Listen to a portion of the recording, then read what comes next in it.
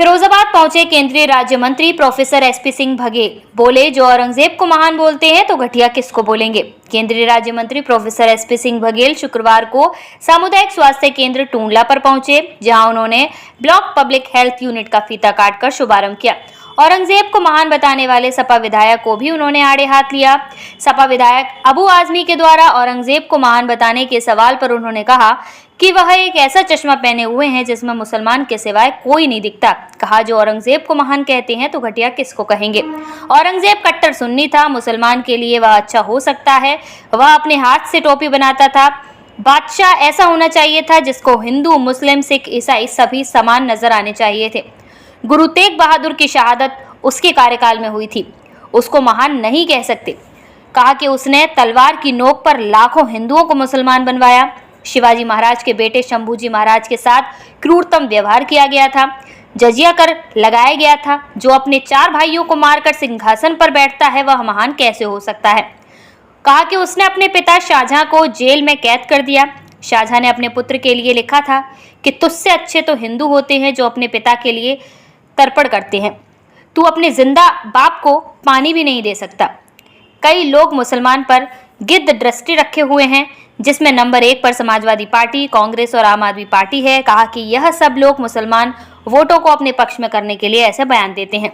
सरकारी अस्पतालों में इलाज कराएं मरीज। उन्होंने डॉक्टर के कार्य की सराहना करते हुए लोगों से अपील की है कि वह सरकारी अस्पतालों में प्रशिक्षित डॉक्टर से अपना इलाज कराएं, क्योंकि यह पढ़ लिख कर डॉक्टर बनकर यहाँ पर आते हैं। साथ ही सामुदायिक स्वास्थ्य केंद्र पर बनाई गई लैब की भी उन्होंने सराहना की।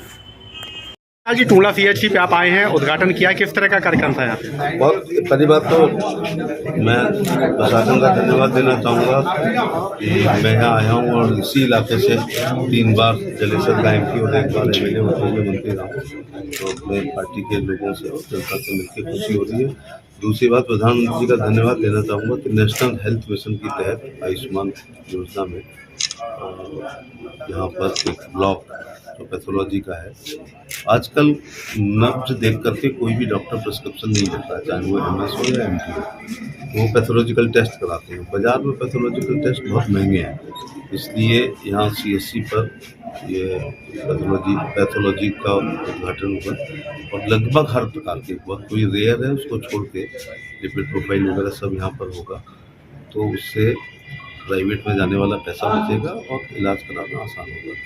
मैं आपकी चैनल्स के माध्यम से टूंडला और उसके आसपास की जनता से अनुरोध करना चाहूँगा कि जब भी वो बल तो सर्वे भवन्तु सुखना, तो वो हो नहीं पा रहा है, अब काफ़ी भवन्तु दुखना हो रहे हैं, तो वो लोग आकर के हमारे सरकारी SN मेडिकल कॉलेज हो, फिरोजाबाद का मेडिकल कॉलेज हो, जिला अस्पताल हो, उनमें नरेंद्र मोदी जी ने इतना बजट दिया है जिसकी वजह से वो बहुत मॉडर्न पैथोलॉजी होते हैं।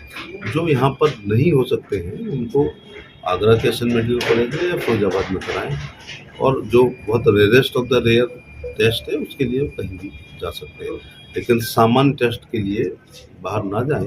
यहाँ ऑथेंटिक लोग, यहाँ जो भी डॉक्टर है वो कमीशन को क्वालिफाई करके आया है, वो कोई झोला छाप नहीं है। उत्तर प्रदेश के लोक सेवा आयोग को क्वालिफाई करके ही यहाँ के चिकित्सक यहाँ पर आते हैं, तो वो दे आर वेल क्वालिफाइड। 18 घंटे ये लोग जब पढ़ते हैं और कोटा उठा जाते हैं, आकाश वाकाश या पंसद की कोचिंग करते हैं, इसके बाद इनका नीट UG में चयन होता है। फिर ये 5 साल पढ़ते हैं, तब ये MBBS करते हैं, फिर 1 आध साल इंटर्नशिप में इनको रगड़ा जाता है, फिर ABCD शुरू करते हैं, लगभग 2 साल 18, 17, 16, 19, 20 घंटे सतत अध्ययन करते हैं, तब नीट PG में होता है। इसके बाद JR1 में ये 72 घंटे 48 घंटे की ड्यूटी रहती है, सोते नहीं है, नहाते नहीं है, खाना नहीं मिलता है, तब जा कर के ये आपको देखते हैं। तो आप समझ लीजिएगा कि एक चिकित्सक कितने साल की शिक्षा के बाद मरीज को देखता है। तो इसलिए जो MBBS हैं, नीट UG PG हैं, उन पर विश्वास करें। मंत्री जी, सपा विधायक के इलाज पर प्रधान, पूर्व प्रधान, कोई भी आदमी अस्पतालों की तोड़ाफाड़ी ना करे, क्योंकि वो वेल क्वालिफाइड लोग हैं। किन्हीं कारणों से मृत्यु होती है, लेकिन इसमें डॉक्टर की लापरवाही नहीं होती है। हाल ही में मंत्री जी, सपा विधायक अबू आजमी ने जो है औरंगजेब को महान बताया है, कैसे देखते हैं आप? वो एक ऐसा चश्मा पहने हुए हैं जिसमें उनमें उनको मुसलमानों के अलावा कोई दिखाई नहीं पड़ता है। और औरंगजेब को अगर वो महान कहते हैं तो फिर घटिया शब्द किसके लिए इस्तेमाल होगा। औरंगजेब कट्टर सुन्नी था, कट्टर मुसलमानों के लिए वो अच्छा है कि वो अपनी टोपी अपने हाथ से बनाता था, सुबह बाजार में बिकती थी, उसके पैसे से वैलिड इनकम से खाना खाता था, वो दूसरा पक्ष है। लेकिन उसको ऐसा होना चाहिए था जिस बादशाह को जिसको हिंदू मुस्लिम सिख ईसाई सब एक से दिखाई पड़ने चाहिए थे। तो गुरु तेग बहादुर जी की निर्मम हत्या उसके कार्यकाल में हुई है, इसलिए हम उसको महान नहीं कह सकते हैं। और तलवार की नोक से लाखों हिंदुओं को जबरिया मुसलमान बनाया, इसलिए हम उसको महान नहीं कह सकते हैं।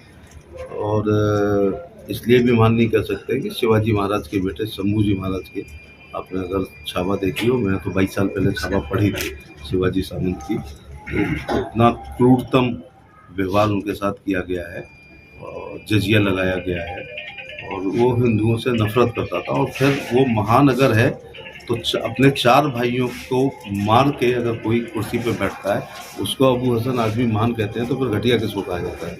और अपने बाप को शाहजहां को जेल में कैद किया हो और एक छोटे से बर्तन में पानी भेजता हो, तो शाहजहां, मेरे को याद नहीं आता, मुझे पता नहीं था ये क्वेश्चन आएगा, तो शाहजहां ने एक शेर लिखा था कि तेरे से अच्छे तो हिंदू होते हैं जो मरे हुए अपने पितरों के लिए, पता है या नहीं होता, जल तर्पण करते हैं, तो अपने जिंदा बाप को एक लिमिटेड मात्रा में पानी देता है, तो वो महान नहीं है। लेकिन ये सब मुसलमान वोटों के तुष्टीकरण, ध्रुवीकरण, एकत्रीकरण तो एक होड़ लगी है। एक्चुअली क्या, कई लोग गिद्ध दृष्टि रखे हुए हैं मुसलमान वोटों पे, जिसमें समाजवादी पार्टी नंबर 1 पर है, कांग्रेस है, आम आदमी पार्टी है, तृणमूल कांग्रेस है।